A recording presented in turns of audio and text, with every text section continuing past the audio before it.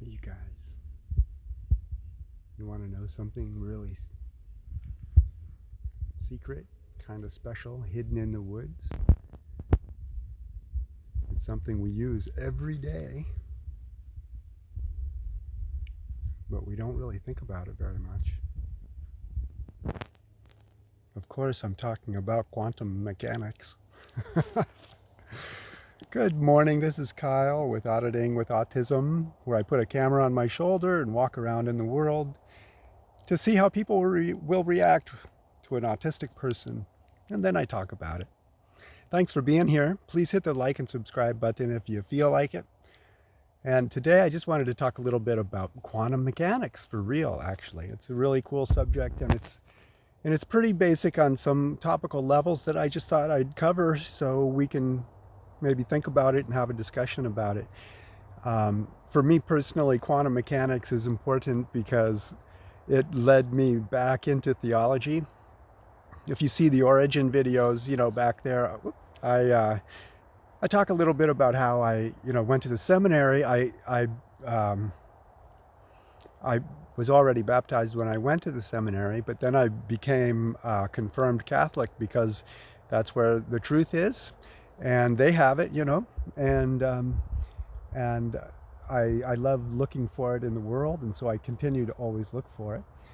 When I left the seminary, I lived for 10 years next to a river. I had a little half acre of land, and I lived there like a mendicant monk almost. I would come into town maybe once every 60 or 90 days. I loved it. It was really so great for me. And I did a lot of reading and music playing and solitude thinking. And I do believe it's really important that maybe everybody has a chance to do that in their life because of the benefits that I noticed in my own life when I meditated next to a river for 10 years. I mean, it's an opportunity to get to know yourself. And it looks to me like that's what all the greatest minds in the history of our, history are talking about. They're talking about getting to know thyself. Classically, we know Socrates said that. And he was thinking about it because he probably had just learned it from some Buddhist organizations that had come through, or maybe he went to them. Or maybe like the 100th monkey idea, where everybody kind of gets the knowledge all at once. And I know that some people debunk the 100th monkey idea, but I believe it because how do you explain all the pyramids around the world happening at the same time? It seems clear that when consciousness is raised to a level universally, there is a new threshold of raising the bar. So now we have the technology, everybody around the world, to know how to build pyramids. And so that's what we did. And it's amazing to see all the pyramids that we built. The 100th monkey theory plays into quantum mechanics. It's great. Because in quantum mechanics, you see, the best metaphor is Schrodinger's cat. If you've ever read about Schrodinger, the physicist who came up with a theory that he called Schrodinger's cat, and it's a idea where you would have a cat placed in a box, and inside the box with the cat is a radioactive material. And because it's a radioactive material, it could release its radioactivity and kill the cat. But because it's also a radioactive material, we don't know when the material will release its deadly radiation. So we put the cat in the box with this killer radiation isotope, I believe, and then we do a little thought experiment. We think that, we know through quantum mechanics that the cat is going to be in a superposition. It's going to be in a position of two states. If you're in one state, that's a position. But if you have the ability to be in two states at once, physicists call that a superposition. And so in Schrodinger's cat, we close the box on the cat and the radioactive material, and we put the cat in a superposition because according to the laws of quantum mechanics, we don't know if the cat is going to be alive or unalive when we open the box, again. Because we don't know if the isotope will release its radiation or not. And so until the experimenter opens the box and discovers the truth of the situation, which is that the cat is alive, thank God, or not, until that moment happens, that wave function, as they call it in quantum mechanics, or the reality, the situation, is going to be in two states, both alive and unalive. And it's going to be in that potential two states until an actual observer with consciousness goes down and looks for themselves to see if the cat is alive or not.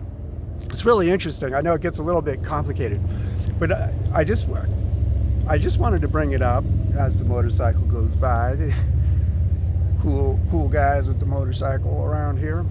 And so think about this.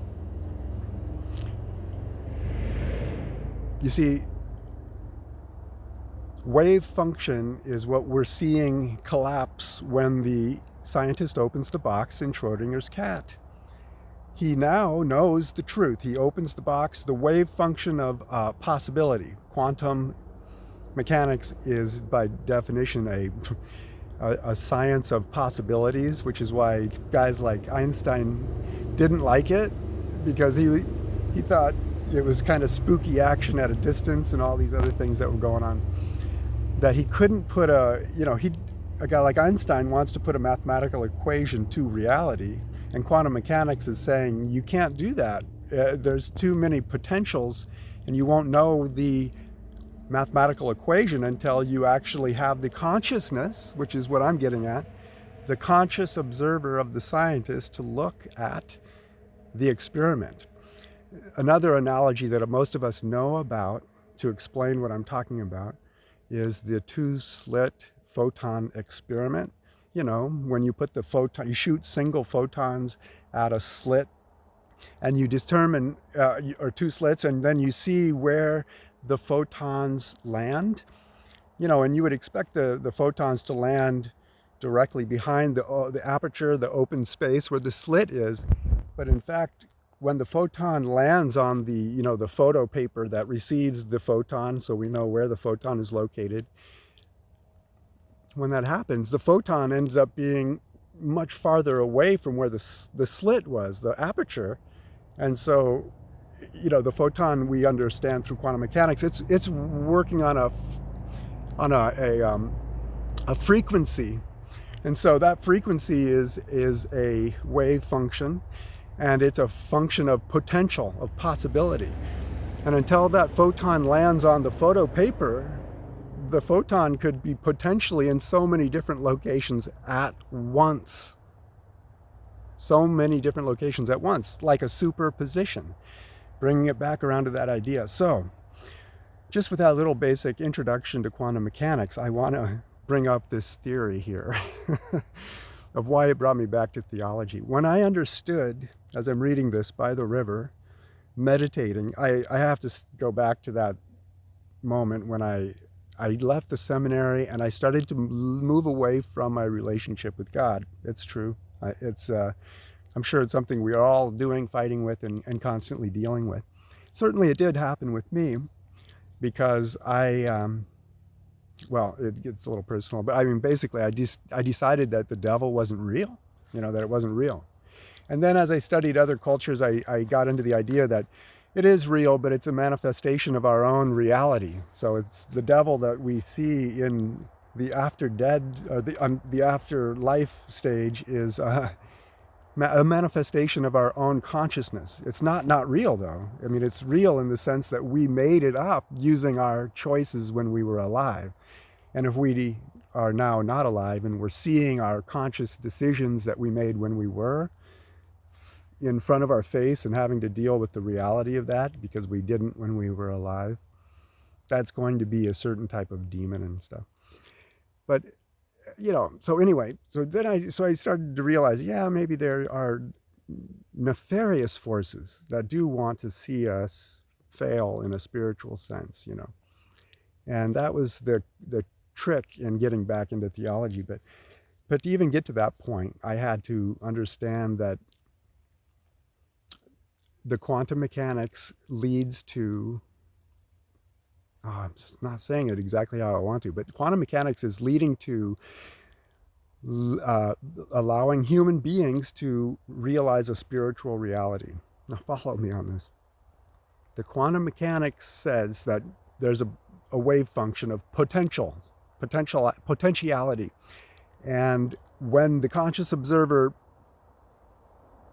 pinpoints that potential and makes it a concrete reality, that potential is no more as a potential. It collapses into a single point, a moment in time called reality. So if I had the potential of, brushing my teeth this morning, it's a potential, but I collapse the waveform of brushing my teeth when I actually go and do it, you know?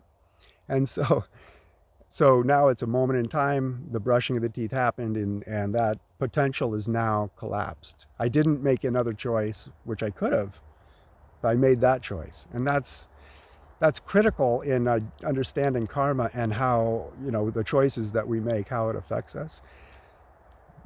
But check this out.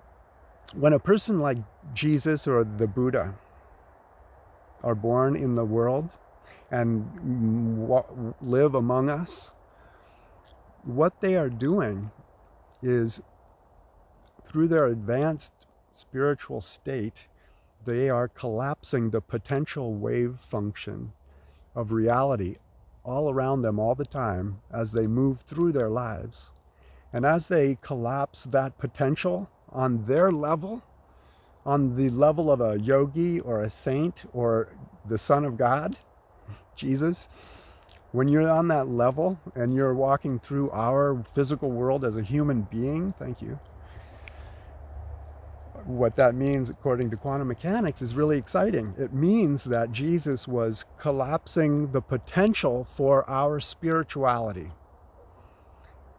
And it's just that simple. It's a fact. When you are a human being and you have the capability of taking the sins of the world on your back, for example, and clearing the way spiritually for humanity, I was looking for a scientific explanation for that. And the quantum mechanic wave function collapse is that specific answer to how that and why that happens. It's just beautiful. If you ever get a chance to just read the basic stuff, like I think Brian Greene, he gets into string theory and stuff, but basic quantum mechanics is really fun and exciting. It's like a game. And when you connect quantum mechanics with our spiritual reality, and you can then see how all the miracles of the yogis or of Jesus, the miracles of Jesus, they're not miracles in the sense that God came down, Deus ex machina, and changed how physics works to make a miracle happen. Of course not. Why would Jesus, everything Jesus did would show us that he wouldn't do it that way ever, make a big thing like that, big show. No, he would use the power of science, the power of quantum mechanics. And of course it looks like a miracle to us. I mean, he had to speak in parables just so we could understand the basic messages, much less understand the quantum mechanics behind how he's making the loaves and fishes repeat themselves, which is explained in quantum physics through the idea that, particles of, what do they call it? Particles of atoms are popping in and out of the air constantly. And if you know that and you have control of that, then all you have to do is take the particles and the atoms, make the atoms that you want. And if you happen to have already a loaf of bread, then it's a simple matter of just copying. So, I mean, we're almost there now. Like we can almost explain most of these miracles already, but quantum mechanics was the big one for me, because that means that when a conscious mind interacts with reality, it collapses the potential for that reality to be anything it wants. You know, I mean, reality is, you know, pretty much multifaceted. And that's why philosophers debate about whether trees fall in the woods and, you know, make a sound if there's nobody there. If there's nobody in the woods to hear the tree fall, does it make a sound? That's the big joke, because it's all about quantum, you know, waveform collapse. Until there's a conscious observer to hear that sound, it didn't happen. It's still a potential. And it's just an interesting way to look at the world if you don't know about it and if you haven't thought about it this way. I hope this is resonating with some of us. And hey, if not, that's okay. But, you know, I hope you have a great day. I love everybody. Hit the like and subscribe button. Peace to all. Have a great day, you guys. Bye-bye.